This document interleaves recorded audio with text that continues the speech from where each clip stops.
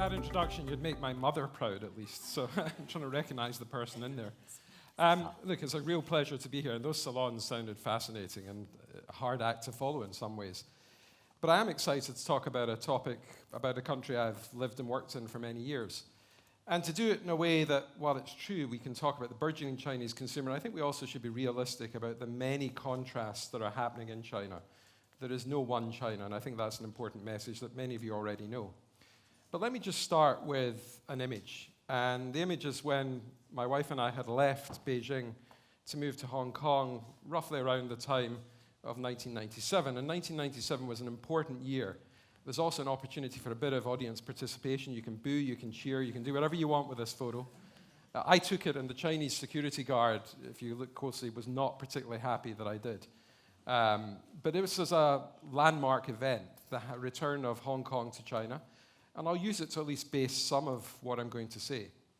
Because to go back to what China was like then, actually a few years before, one city that I recall is Shenzhen. Now, many of you have probably been to Shenzhen, but this is what Shenzhen looked like. It was a fishing village. I can recall you crossed over a military bridge policed by the British Army, and you entered China after much staring and scrutiny. And you would arrive at the Shangri-La Hotel that's still there, and the so-called Silk Market, where you could buy lots of items. And that was Shenzhen, about 30,000 people in and around that area. Now, keep an eye on the hill. There's a hill, if you look closely, in the middle of that photo, because the hill is still there. But so are 12.9 million people. So are 12.9 million people who collectively buy more BMW and Mercedes than the United Kingdom buys in a year, who have a GDP per capita roughly the equivalent of the United States. It is, of course, the wealthiest part of China. The contrast is stark. The contrast is stark. And that's the bit of China, I think, in many ways we sort of know. We don't quite understand the pace at which China has changed, but we hear all the positives about the scale of change, the number of consumers. I buy into a lot of that. But before we go there, I also want to base us on the other side of China. The other side of China. This bit of China. This is a city near Hebei. It's an empty city because there are 64 million apartments in China that are also empty. It was built on borrowed money. The borrowed money ended, and the developers couldn't go any further. So I know some of you will have been to Spain and heard about the empty houses there. This is very different in China. This is the other side of China. Another side of China, this is not Birmingham or Manchester, and I know those yellow bikes are around there and piling up too. But these are some of the 2 million yellow Ofo bikes that can be found. These are the bikes that you can rent without having to go to a dock. They're dockingless bikes. They are remarkable because they're controlled by GPS, but they're the other side of the digital revolution that's happening in China. Enormous amounts of waste, a good entrepreneurial idea, literally on the scrap heap. And that's the other side of China. The contrasts all over this great country. The other side of China is this. We all know about the one-child policy and the fact that it's been removed, but you know what? People are still having one child. It's very deeply ingrained. The Chinese population is declining. There are 630,000 less babies this year than there were the prior year. 630,000 less. The numbers are always huge in China. So too is the opportunity, and we'll get to that in a moment. But I think it's important we understand the real China and the contrasts that happen and the stories of what really goes on in that country. So that's the other side of China. And the last bit of China, this is what 48% of China looks like. Rural. Rural. 48% of the population still live in cities that don't appear yet, that look like this. Now, of course, that's part of the opportunity. The urbanization of China is only just getting underway. And to quote a well-known figure from here, I don't really think we're at the end of anything. We're not at the beginning of the end, we're at the end of the beginning. China is just getting going. China's just getting going. Because for all that pictures of waste, this is what the country still looks like. The other part of China that's worth remembering is there's a vigorous political debate going on in that country. And these two people epitomize that debate. One is President Xi Jinping, the other is Premier Li Keqiang. And traditionally, it's the Premier who drives economic policy. And the Premier, therefore, sets that economic policy. And the debate that's been going on in China is how's the country going to grow? How's the country going to grow? Is it going to grow through injecting more debt and we just channel the money in and keep building bridges and cities and hope that the rest follows? Or is it going to be a consumer economy, which grows on the basis of consumption? Consumers buy more products and that funds the growth of the economy.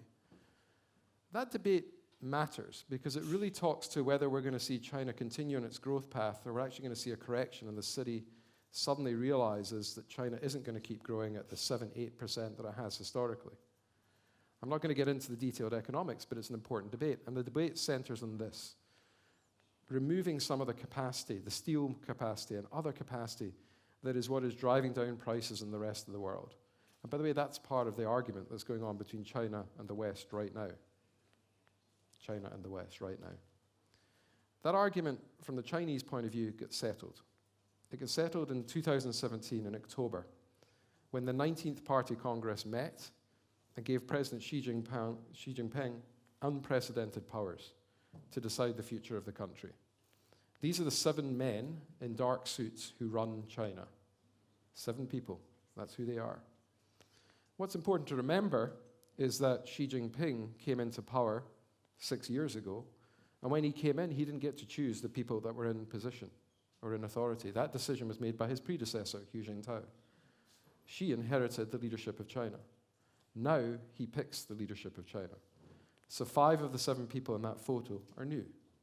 Of all the delegates that go to the Great Hall of the People to attend the Congress, 80% are there because of President Xi. So we now know that there is one leader in China. Has he overstepped the mark? Time will tell. But that one leader now gets to decide how the country evolves. And the decision he's made is that it's going to evolve with a mix of production and consumption. And that's what the battle that's happening right now is all about. These are soybeans. Soybeans are at the heart of the trade war. We don't really think they're at the heart of the trade war, but they are at the heart of the trade war. So too is technology. But this trade war is not really about who ships what into whom. The fact that China sends $500 billion of goods one way and America sends $100 billion the other way. That's not what it's about. It's about the long-term reality that China is building its leadership in areas of technology and other places that challenge the West. And so we're going to see continued battles, not just once this one is settled, and no doubt there will be some kind of statement coming out later today or over the weekend from Buenos Aires. So how does that impact the consumer, and what does it really mean? If you put all that economic doom, gloom, or optimism, you can decide what you think about China. It means this. It means that under a moderate scenario, a sort of reasonable scenario of growth, we can expect that between now and 2025, China will add Germany.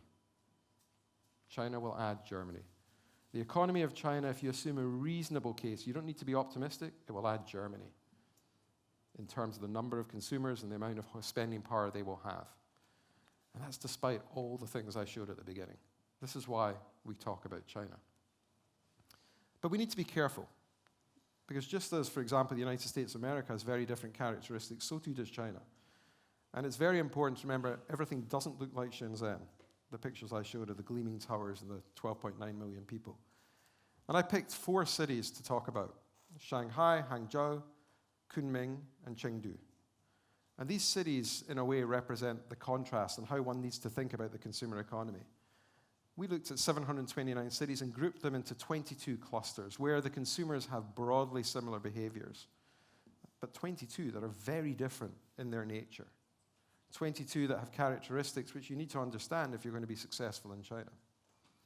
So let's just pick the first one, Kunming.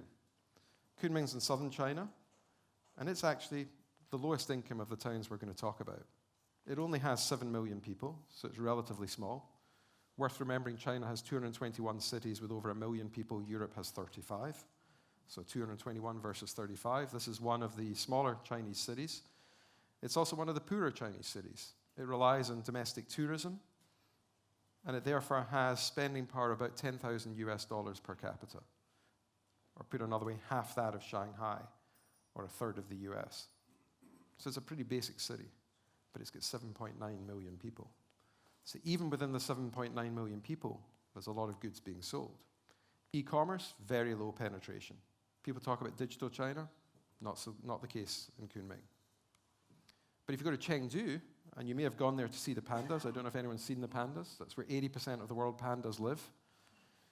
Can-do, Chengdu. You may even have seen some of the adverts that, for some reason, they decided to put up. This is the most fashionable city in China. You guys should go there. It's the most fashionable city in China. It's also a relatively wealthy city. It's a city where not just the fashion center, but it's also where a lot of students are, and it's developed a reputation as being the place where trends get set for China. It's a subtropical climate. People are pretty laid back. It's a really interesting city to visit. A little polluted. I recommend going there with a little care as to what time of year you go. But that's Chengdu. And if you want to see high-tech China, you go to Hangzhou, home of Alibaba. Online penetration there, about 4 times that of Kunming. Everybody's online here. It's not just because many of them work for Ali and all its offshoots, but it's because this is a high-tech city. A lot of the tech industry in China is based in Hangzhou. It's grown up around Alibaba. It's a lot more than Amazon, for example. It's not just like Seattle. It's Seattle on steroids, a far more dynamic city. That's Hangzhou, just outside Shanghai. And lastly, Shanghai itself, 34 million people. 34 million people. That Mercedes and BMW statistic sells about the same number as is sold in the US, one city. An amazingly developed city. GDP roughly at the same levels to the West for many of the people, not everyone. And a city that is very, very dynamic. It's probably the city that most people focus on, and rightly so, or even if the trends are set elsewhere. But those 4 cities couldn't be more different. And therein lies the issue. You've got to understand China and how people will react.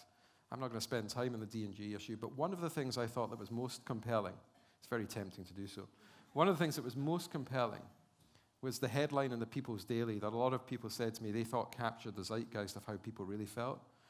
And they said, always remember, the greatest luxury in China is China. People remember what it was like when it was hard, and so they're very proud. And that pride took a bashing, and that doesn't work so well.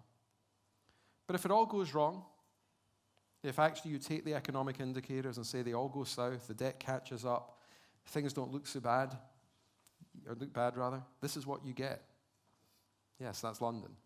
If it all goes horribly wrong, China will probably grow like a pre-Brexit Britain, if it all went wrong. That's our most pessimistic forecast for China. I didn't bother putting in what happens in a post-Brexit Britain. I'm not going to talk about that. But there's China, a land of contrast. Don't think of it as one China. Those 4 cities talk to you about the contrast in terms of digital penetration, the spirit of the consumer, the amount of money they have. But the one thing we do know, at worst case, it adds Britain. Thanks.